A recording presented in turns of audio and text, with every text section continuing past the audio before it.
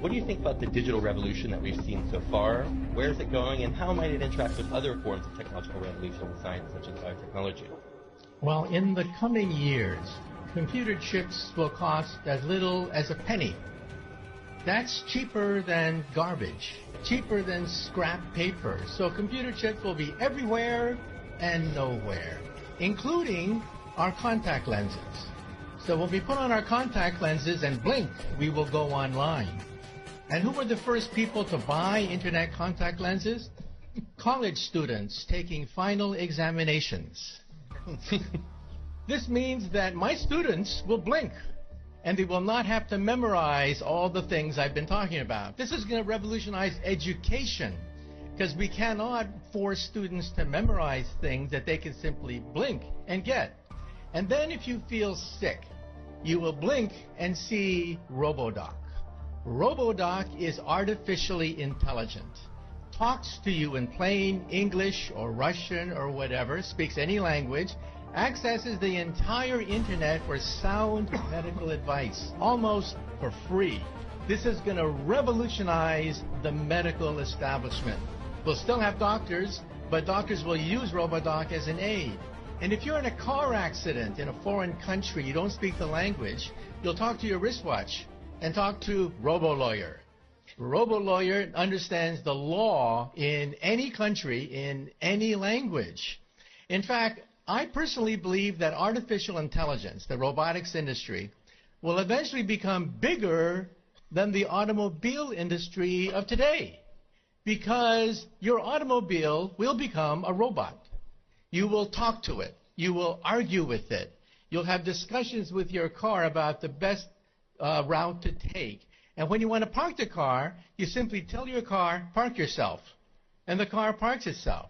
This is going to revolutionize urban economics when you don't have to worry about parking anymore. And then the next organ to be digitized is the brain. You may not know this, but 2 years ago, scientists were able to upload the first memories. Memories can now be uploaded and downloaded. This makes possible BrainNet. BrainNet could be the next step in the evolution of the internet. Instead of zeros and ones, instead of text, you'll put emotions, feelings, sensations, memories. Teenagers will go crazy. Teenagers put happy faces at the end of every sentence. Why bother to do that when you can put the emotion of your first dance, your first kiss, your first whatever, right there on the internet? And so in the future, when you walk into a room, you will mentally command the internet. You'll take dictation mentally. You'll turn things on, turn things off, communicate with other people. People will think of you as a wizard of some sort, mentally communicating with everything around you. That's BrainNet.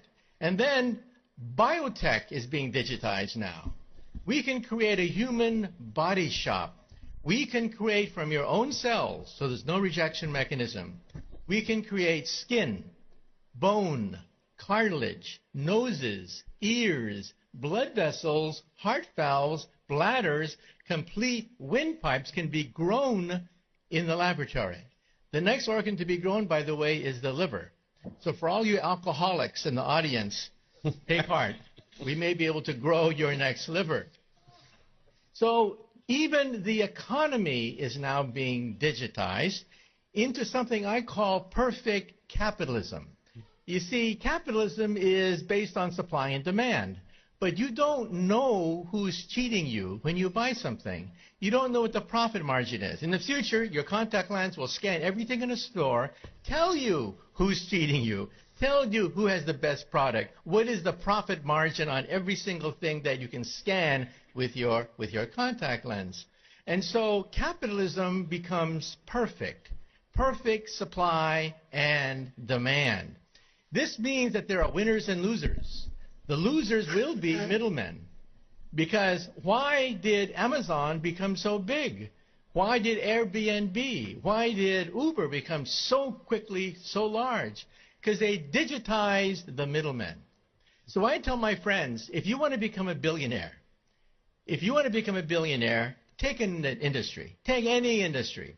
Write down all the places where there's friction, where there is middlemen, where there's obstruction, where there's frustration.